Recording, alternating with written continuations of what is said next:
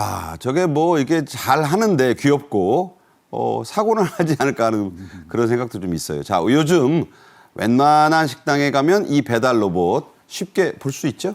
그렇죠. 저도 이제 식당 내부에서 이렇게 움직이면서 그릇들을 가져간다라든지 아니면 가져다주는 로봇을 심심치 않게 봤는데요. 그런데 저 배달 로봇은 식당 내부뿐만 아니라 실제 고객이 위치한 장소까지 가서 저렇게 비를 뚫고 가기도 하고 계단을 올라가기도 하면서 직접 배달을 하는 모습입니다. 이 우아한 형제들이라는 업체에서 자체 개발 로봇 딜리라는 로봇을 내놨는데 시범 운영을 시작한 상황이고요. 예. LG 디스플레이 파주 사업장에서도 커피 로봇이 등장을 했어요. 그래서 커피를 주문을 하면 앱으로 주문을 해야 됩니다. 그러면 그 고객이 있는 주문자가 있는 데까지 그 입구까지 배달해주는 그 로봇을 실제 운영하고 있고요. 지금은 커피만 가능한데 나중에는 햄버거라든지 샌드위치 이렇게 좀 넓혀서 메뉴를 넓혀서 운영할 계획이라고 합니다.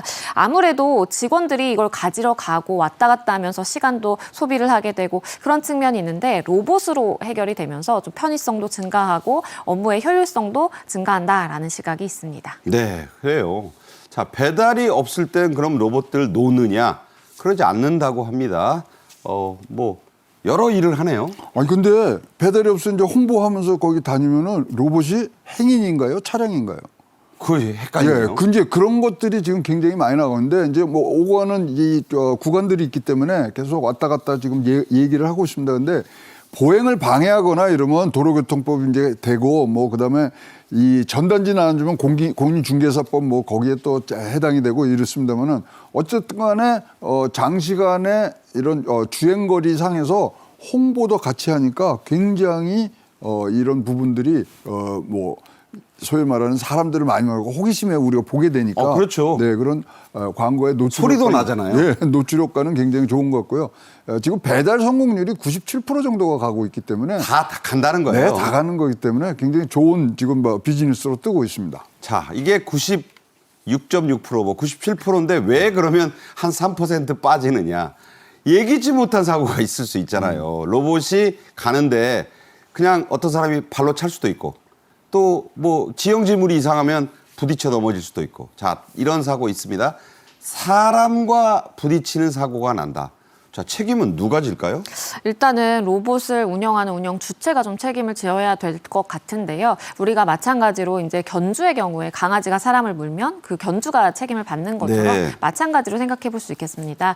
만약에 로봇이 파손이 된다라고 한다면 이제 물건이잖아요. 이것을 고의로 이제 했다면 재물손괴죄가 성립 가능한 것이고요. 만약에 파손으로 인해서 경제적인 손실이 발생했다라고 한다면 이 부분 이제 민사적으로 손해배상을 당연히 네. 해야 될 것입니다.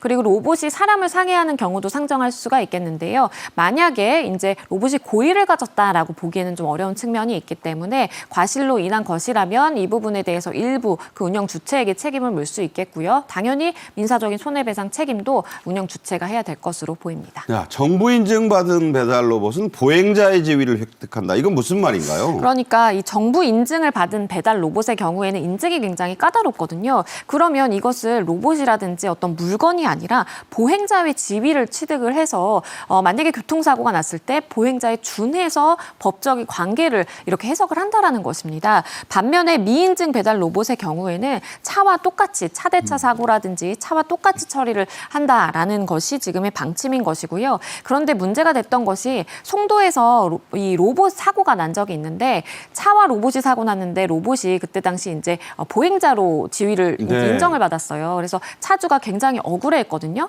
그때 당시에 일반 사람이라면 남들이 무단횡단한다고 같이 따라가진 않을 텐데 로봇이 이 신호등을 식별하지 못하다 보니까 주변에서 무단횡단하는 사람을 보고 같이 따라가다가 사고가 났던 적이 있습니다. 그렇군요. 자, 또 이런 경우 있겠죠?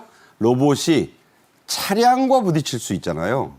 고의든 과실이든. 자, 이건 또 어떻게 될까요?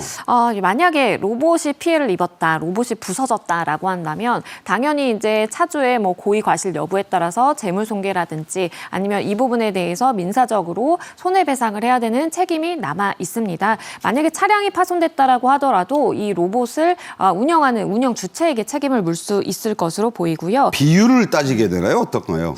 비율도 당연히 따질 수밖에 없습니다. 일반적인 교통사고와 마찬가지로 만약에 로봇이 이렇게 이렇게 신호등을 잘못 보고 건너다가 사고가 발생했다라고 한다면 로봇 운영 주체에 대해서도 일부 책임을 물을 수도 있겠고요. 다만 이러한 과실 비율에 문제가 있는 것이지 엄격하게는 이제 법상으로 봤을 때 물건 내지는 사람 보행자로 준해서 취급을 받을 수 있다라는 것이고요. 배달 로봇의 경우에는 16개 항목의 까다로운 검증을 거쳐야 돼요. 16개나? 그렇습니다. 예를 들어서 비상정지할 수 있는지, 장애물을 감지할 수 있는지, 속도 제어라든지 뭐 무게 이런 제한들이 다 있는데 그것을 통과한다면 보행자에 준해서 이제 인증을 받을 수 있는 것이고요. 그러다 보니까 로봇 운용자도 혹시나 사고가 발생할 수 있잖아요. 그래서 네. 보험이라든지 여러 가지 공제회라든지 이런 것에 가입을 해두고 있는 상황입니다.